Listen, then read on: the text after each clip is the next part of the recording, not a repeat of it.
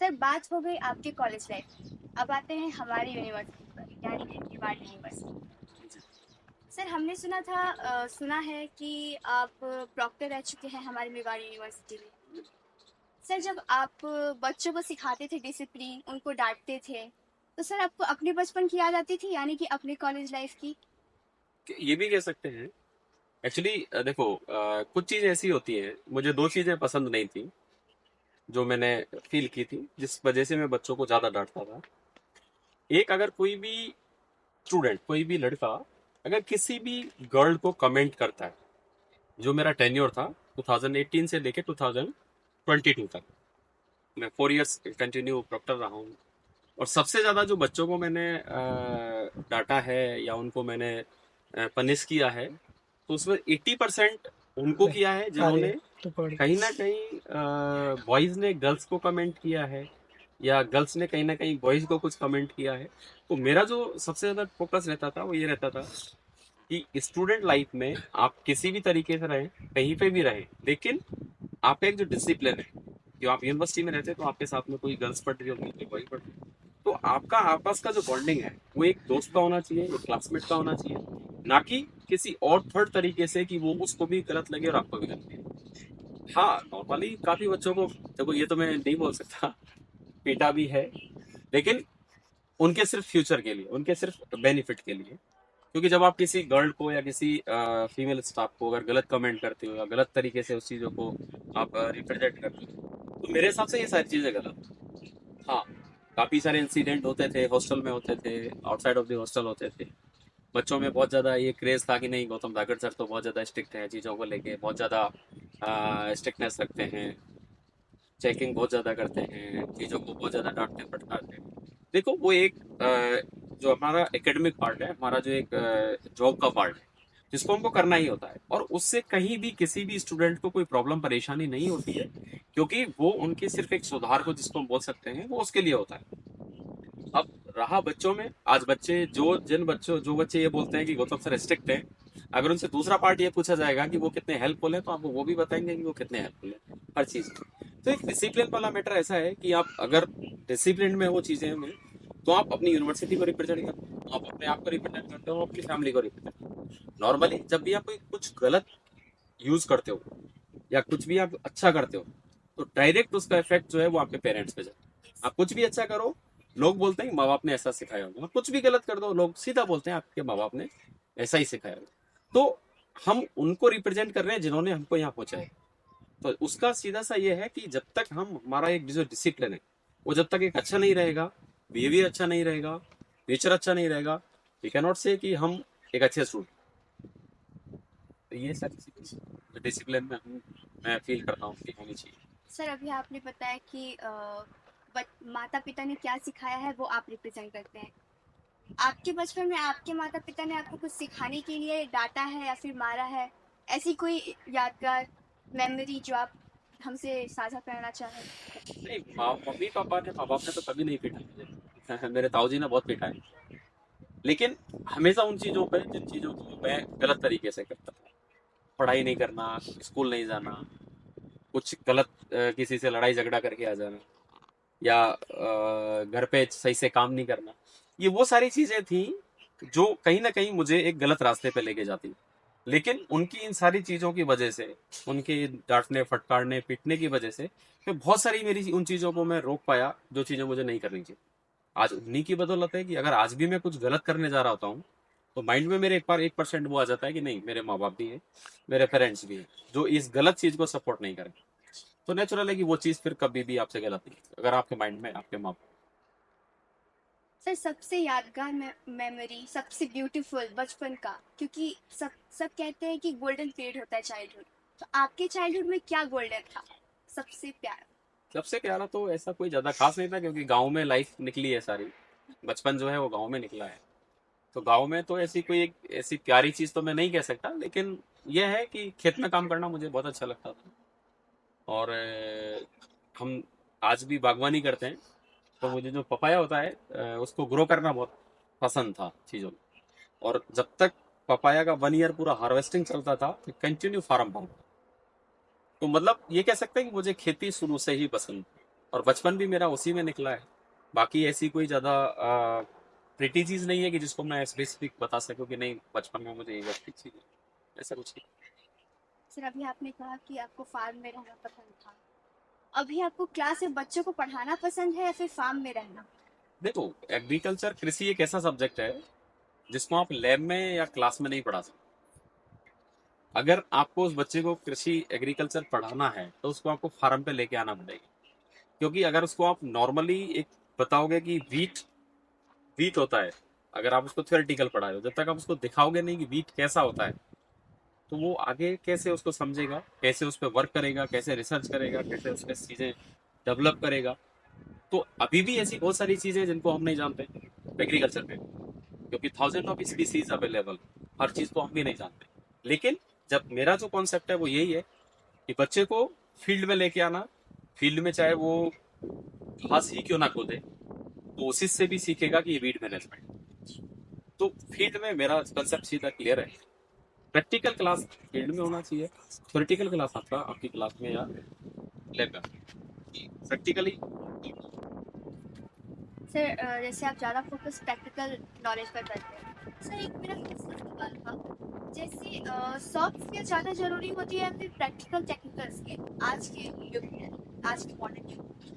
देखो आप बहुत ये जैसे कंपनियां हैं, चाहे आपकी टाटा है या बहुत सारी ऐसी कंपनीज हैं या बहुत सारे ऐसे गैराज हैं, स्टोर हैं, या बड़े बड़े शोरूम्स हैं जिसमें 10वीं पास 12वीं पास ओनर्स लगे हुए हैं, जो 10 इनकी क्वालिफिकेशन 10वीं है 12वीं है।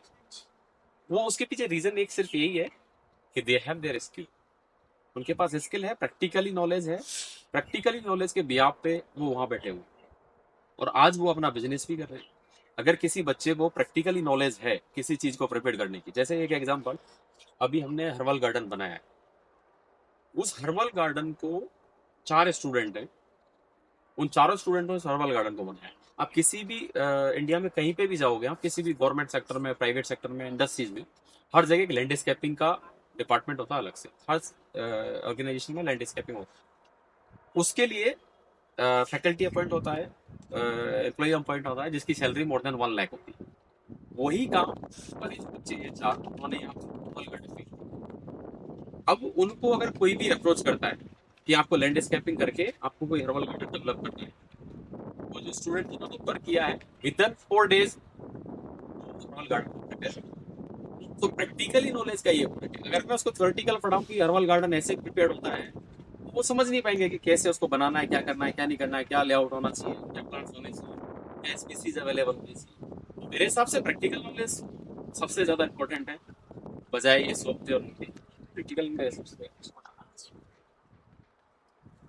सर अगला सवाल ऐसा है कि जैसे आपके बच्चे, आप पढ़ाते हैं अपने बच्चों को, तो आप किसी में अपना रूप देखते हैं कि हाँ ये बच्चा आगे जाकर मेरी तरह या फिर मुझसे बेहतर करेगा? देखो, एक्चुअली जब हम पढ़ाते हैं तो हमें दो तरीके के बच्चे दिखते हैं। एक वो दिखते हैं जिनमें हमको क्लियरली पहले ही दिखता है कि स्टूडेंट डेडिकेटेड है अपनी पढ़ाई में से। कुछ ऐसे होते हैं जो बिलो बिलो एवरेज होते हैं कि नहीं इसको कितना भी पढ़ा लीजिए, ये नहीं पढ़ेगा, ये ऐसा ही रहेगा। फिर भी हम 100% ये देखते हैं कि ये बच्चा हमसे ऊपर जाएगा कहीं ना कहीं। जैसे हमारे बहुत सारे एलुमनाई ऐसे हैं जिनकी सैलरी हमसे भी ज्यादा है। अभी रिसेंट पास आउट स्टूडेंट है, एक का सैलरी 1,25,000। तो हम हमेशा ये देखते हैं कि ये बच्चा कहीं ना कहीं किसी भी इंडस्ट्री में, गवर्नमेंट सेक्टर में, प्राइवेट सेक्टर में, कहीं भी जाएगा हमसे ज्यादा जाएगा। हर स्टूडेंट के लिए वही सोचते हैं, लेकिन हाँ, जब डिफरेंस डिफरेंस देखते हैं दोनों में, तो वो मिलता है कि ये 70% स्टूडेंट डेडिकेटेड है, 30% बिलो एवरेज है, जो कहीं ना कहीं जॉब करेंगे लेकिन उस क्वालिटी की जॉब नहीं कर पाएंगे जिस क्वालिटी की इनको करनी चाहिए। तो ये होता है। सर जैसे आपको पता चल जाता है, टीचर को पता चल जाता है, आपको आपके कॉलेज लाइफ में, स्टूडेंट लाइफ में बेसिकली, आपको किसी टीचर ने क्रिटिसाइज किया है? जैसे नहीं तू कुछ नहीं कर पाएगा, क्योंकि किसी का क्रिटिसिज्म या फिर किसी का अप्रिशिएशन बच्चों के लिए काफी ज्यादा मायने रखता है। देखो, गवर्नमेंट में क्रिटिसाइज बहुत कम किया जाता है यहाँ पे, और मेरा जो पूरा एजुकेशन है वो सब गवर्नमेंट से है। तो मुझे तो आज तक क्रिटिसाइज किसी ने नहीं किया, लेकिन हाँ, मैं एक जिक्र करना चाहूँगा। मेरे एक सर हैं जहाँ से मैंने मेरा यूजी एंड पीजी किया है, डॉक्टर तेजवीर सिंह तोमर साहब हैं। उन्होंने मुझे हर एक जो स्टेप होता है मेरी एजुकेशन का, पढ़ाई का, जॉब का, या इवन अभी भी मैं जब जॉब कर रहा हूँ तो आज भी उनका हर वीक में एक बार फोन आता है एंड हमेशा वो पूछते हैं कि आपका कैसे चल रहा है, क्या कर रहे हो। तो हमेशा उन्होंने कहीं ना कहीं मुझे ये सपोर्ट किया है कि नहीं आपको ऐसे नहीं ऐसे करना चाहिए, आपको ऐसे नहीं ऐसे करना चाहिए। क्रिटिसिज्म तो मैंने अभी तक नहीं फेस किया किसी का भी, हमेशा टीचर्स का सपोर्ट ही मिला है। क्योंकि यूजी और पीजी के बाद में मैं थोड़ा सा चीज़ों को लेके डेडिकेटेड हो गया था कि पढ़ाई करनी है। पहले तो बहुत सारी चीज़ें थी, क्रिटिसिज्म था। 9th 10th में ऐसा होता था कि मैं स्कूल नहीं जाता था, बंक मार देते थे, तो टीचर्स बोलते थे नहीं पढ़ेगा। लेकिन उस टाइम इतनी समझ नहीं थी चीज़ों की, जब पढ़ाई में अंदर गए तो पता चला चीज़ें क्या है। फिर टीचर्स ऐसे मिले कॉलेज में, कॉलेज लाइफ में, जिन्होंने बहुत अच्छा हमें सपोर्ट किया, उनकी वजह से हमने बचे हुए हैं। सर आपको क्या लगता है टीचर का एप्रिसिएशन बच्चों को आगे बढ़ाता है या फिर क्रिटिसिज्म? क्योंकि देखो डिपेंड करता है आपके ऊपर, आप क्या सोचते हो। अगर मैं किसी स्टूडेंट को अगर गालियां भी दे रहा हूँ तो वो ये भी हो सकता है कि मैं उसके अच्छे बेनिफिट के लिए दे रहा हूँ। तो आप जब गवर्नमेंट स्कूल में या गवर्नमेंट कॉलेज में पढ़ते हो तो वहाँ जो टीचर्स आपको मिलते हैं वो बहुत रेयर मिलते हैं। तो वो आपको किसी भी लैंग्वेज में बात कर सकते हैं और वो फ्रिक्वेंटली बोलते हैं। लेकिन कभी भी किसी भी टीचर का एक जो खुद का जो विचार होते हैं या उसका खुद का जो एक सपोर्टिंग सिस्टम होता है वो कभी भी गलत नहीं होता। अगर वो आपको डांट रहा है, कुछ बोल रहा है, या तू नहीं पढ़ पाएगा या तू नहीं कर पाएगा, दैट मीन्स वो ये चाहते हैं कि आप कुछ कर पाओ। कभी भी कोई भी टीचर ये नहीं चाहेगा कि नहीं ये बच्चा नहीं करेगा। वो आपको बोलेगा, वो इसलिए बोल रहा है कि कम से कम आप उनकी टीचर्स की बात को कुछ सीरियस लेके आप अपनी चीजें आगे करें। तो ऐसा नहीं है, टीचर्स की कोई भी, चाहे वो क्रिटिसिज्म हो, चाहे उसका कोई भी गलत चीज हो, या वो आपको कुछ गलत बोल रहा हो, हमेशा उसका दूसरा जो तरीका रूप होता है या दूसरा दूसरा का वे होता है, यही होता है कि वो आपको कहीं ना कहीं अच्छी जगह पे देखे। सर आपने जिक्र किया कि आप बैचलर्स और मास्टर्स के बाद आप कुछ ज़्यादा ही डेडिकेट हो गए पीएचडी के लिए, तो इसके पीछे भी आपके अंकल का ही सपोर्ट था, उनके उनका ही सजेशन था इसमें? देखो एक्चुअली जब पीजी कर लिया था, पीजी के बाद में मेरा जो फर्स्ट जॉब था वो मेरा जहाँ पे गवर्नमेंट यूनिवर्सिटी थी, चौधरी चरण सिंह, उसी में ही मेरा गवर्नमेंट 1 साल में रहा हूँ। फिर मैंने वो संविदा पे था तो मैंने छोड़ दिया उसको। फिर उसके बाद में 2015 यहाँ ज्वाइन किया। 15 के बाद में 16 में मैंने जब ये डिसाइड कर लिया था कि नहीं अब आपको एकेडमिक में ही रहना है, टीचिंग में ही रहना है, तो टीचिंग में अगर रहना है तो आपको लोग पीएचडी करना चाहिए। इतनी समझ फिर हमारे में उस टाइम तक आ गई थी कि नहीं आपको क्या करना है लाइफ में। तो वो विचार, वो चीजें भी उन्हीं की भी थी कि नहीं अगर आपको इसी में रहना है तो आप आगे पीएचडी करें, और अगर आपको कोई और जॉब चूज करनी है तो आप अदर देखें। तो मेरा जो शुरू से रहा है, दो चीजें रही है, या तो मुझे आर्मी में जाना है या मुझे टीचिंग में जाना है। तो आर्मी वालों ने मुझे लिया नहीं, मैं टीचिंग में आ गया। तो मैं टीचिंग, मेरा प्रोफेशन था, मेरी खुद की चॉइस थी, और पेरेंट्स ने उस चीज़ को सपोर्ट किया, और आज मैं। सर आर्मी में आप जाना चाहते थे, इसके पीछे क्या स्टोरी? स्टोरी ये है कि मेरे ताऊजी आर्मी में सूबेदार थे, एंड वो कारगिल में शहीद हुए। मेरे अंकल थे, अ, वो अभी 4 साल पहले वो भी असम राइफल में थे, वो भी शहीद हुए। और स्टार्टिंग से मेरी जो फैमिली है, अभी भी मेरे एक अंकल सीओ हैं आर्मी में, जम्मू में तैनात हैं। तो मुझे हमेशा से उस चीज़ का एक मतलब, मेरी जो चॉइस थी वो एक वो वाली थी कि नहीं मुझे या तो आर्मी में ही जाना है, क्योंकि एक अंदर से एक फील होता है व्हेन यू आर इंडियन, तो एक अंदर से फील होता है कि नहीं आपको आपके देश के लिए अगर कुछ कर सकते हो तो फिर ये कुछ अलग जॉब है। और एक मन में रहता है ना कि आर्मी को आप कोई टच नहीं कर सकते, उसका एक अलग ही रुतबा होता है। वो एक हमारे मन में शुरू से था, है ना? तो मन में स्टार्टिंग से थी, लेकिन मैंने कई बार फेस की आर्मी की वैकेंसी चीज़ें, कहीं ना कहीं चीज़ों में मैं डाउन रहा तो नहीं जा पाया। उसके बाद में फिर मैंने मेरा ऑप्शन चेंज किया और मैं टीचिंग लाइन में चला। तो अभी बस यही टीचिंग लाइन में। क्या लगता है सर, जो होता है अच्छे के लिए होता है? कह सकते हैं जो होता है अच्छे के लिए होता है, लेकिन अपनी एक जो चॉइस होती है, फर्स्ट चॉइस, अगर वो आपको ना मिले तो फिर कह सकते हैं कि बुरा लगता है। रहता ही है। सर जैसा आपने कहा कि पीएचडी करना ज़रूरी है, तो आप अपने पीएचडी के बारे में कुछ बताना चाहेंगे, जैसे पीएचडी में आपके कौन से सब्जेक्ट्स थे, अभी आप यहाँ क्या पढ़ाते हैं, कौन से सब्जेक्ट में आपको इंटरेस्ट था? देखो, मेरा जो सब्जेक्ट है, मेरा सब्जेक्ट जो आप पीछे देख रहे हो ये सब, जी। जितना भी आपका सीरियल क्रॉप्स है, चाहे उसमें आपका वीट हो, बार्ले हो, ग्राम हो, मस्टर्ड हो, ओट्स हो, और जितना भी पल्स क्रॉप होता है, इन सब पे मेरा पीजी एंड पीएचडी। पीएचडी मेरा सिर्फ एक सब्जेक्ट पे है और एक क्रॉप है। आपने सबने खाया है, सब खाते हो उसको, ग्रीन ग्राम, इसको हम मूंग बोलते हो। तो मैंने पर्टिकुलरली इस चित्तौड़गढ़ में, और पर्टिकुलरली इस जो मेरी मेवाड़ यूनिवर्सिटी का जो एरिया है, इसमें उसका प्रोडक्शन कैसे बढ़ाया जाए, जो मेरा रिसर्च है वो इस पे था कि इस रीजन में उस मूंग का प्रोडक्शन कैसे बढ़ाया जाए, क्योंकि इस रीजन में मूंग कम होता है। तो मैंने जब मेरा यहाँ पे चीज़ें की, मैंने मेरा रिसर्च किया, ट्रायल्स लगाए, तो मुझे जो चीज़ें मिली वो ये थी कि किसान अगर उन चीज़ों को यूज़ करेगा, उन चीज़ों को अगर अडॉप्ट करेगा, तो डेफिनेटली वो मूंग की पैदावार को आगे बढ़ा सकता है। और उस चीज़ को हमने किसानों को ले जाके बताया है, और अभी बहुत किसान ऐसे हैं जो उस क्रॉप को, फसल को ग्रो कर रहे हैं और अच्छा प्रोडक्शन ले रहे हैं। सर आप यहाँ तक पहुँच गए, आपके दिमाग में कुछ ऐसा है, आपके मन में ऐसे आपको और कुछ अचीव करना है, आपका long term goal, short term goal? है, एक है, आज भी है, और वो बाय गॉड ऑफ ग्रेस जल्दी मिल जाएगा। सिविल सर्विसेज में मुझे जाना है, जी। और लास्ट 2 ईयर से मैं प्रिपरेशन भी कर रहा हूँ। और मैंने एक अटेम्प्ट दिया था यूपीपीएससी का, वो मेरा प्री भी क्वालिफाई हो गया था, मेन भी हो गया था, यूपीपीएससी का, जी। Not UPSC. जी। तो लेकिन इंटरव्यू में मैं निकल गया था वहाँ से, उसके बाद फिर मैंने बंद कर दिया। अभी वापस 2 साल से थोड़ा लगा, जब अपन चीज़ों को देख रहे हैं, इस माहौल को देख रहे हैं, एनवायरनमेंट को देख रहे हैं, कि नहीं, आपको वापस से करना चाहिए।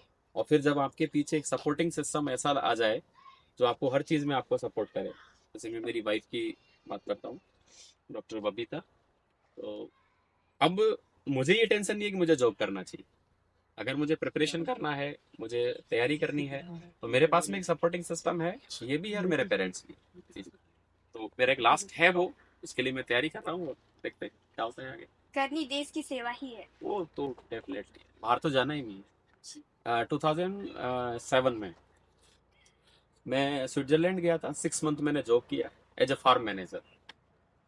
लेकिन वो कहते हैं ना कि जब आपका मन नहीं लगता है कहीं पे किसी जगह, तो फिर वो अल्टीमेटली आपको आना ही पड़ता है। वापस से 2018 में मुझे वापस से ऑफर मिला, डिनाइड कि मुझे यही नौकरी करनी है, कहीं नहीं। तो नौकरी यही करनी है, अब चाहे विदेश वाले आपको 4 करोड़ दें, 10 करोड़ दें, नौकरी इंडिया में ही, ये मैं करनी नौकरी इंडिया में करनी है और इंडिया के लिए ही है, करनी है। बस, और कुछ। सर बेहतरीन। और आप हम जैसे बच्चों को क्या कहना चाहेंगे हमारे फ्यूचर के बारे में, हमें क्या सजेशन देना चाहेंगे? देखो, मैं जो चीज़ें फील करता हूँ, पिछले 9 साल से मैं इस यूनिवर्सिटी में पढ़ा रहा हूँ, 9 साल से मैं चीज़ों को देख रहा हूँ, हमेशा 70% स्टूडेंटों को मैंने देखा है, माँ बाप को नहीं देखते, वो ना मानते। हाँ, आप एक ऊपर के मन से आप अपनी मम्मी पापा से बात कर रहे हो, आप अपने मम्मी पापा को आपकी सारी चीजें बता रहे हो, आप उनसे डिस्कस कर रहे हो, ठीक है, इट्स ओके। लेकिन कहीं ना कहीं ऐसी बहुत सारी चीजें हैं जो उनको नहीं पता। हम बोलते हैं ना कि हमारी पर्सनल लाइफ, हम बहुत जगह बोलते हैं ना, ये हमारा ये पर्सनल चीज है। देखो बेटा, आपकी अगर लाइफ है तो वो आपके पेरेंट्स से है, और अगर पेरेंट्स है तो आपकी लाइफ। आप कुछ भी चीज अचीव करना चाहते हो, बिना पेरेंट्स की हेल्प के, बिना पेरेंट्स की एक्सपीरियंस से आप आगे जा ही नहीं सकते। कहते हैं ना, आप बहुत सारे मोटिवेशनल स्पीकर तो सुनते हो, आप किसी को मत सुनो ना। आप बहुत सारे ऐसे स्पीकर्स हैं जो आपको मोटिवेशनल चीजें बताते हैं, आप उनको सुनते हो, उनको देखते हो, उनकी किताबें पढ़ते हो। क्यों? आपके माँ बाप से बड़ा मोटिवेशनल स्पीकर कोई है दुनिया में? कोई भी नहीं है। उनको आप सुनते ही नहीं। आप उनको सुनते हो, उनको देखते हो, जो एक आर्टिफिशियल तरीके से प्रिपेयर्ड होके आपके सामने बोलते हैं। क्योंकि जितना भी जो भी लोग ये मोटिवेशनल बोलते हैं, सब बुक्स को पढ़ के, रीडिंग्स करके बोलते हैं।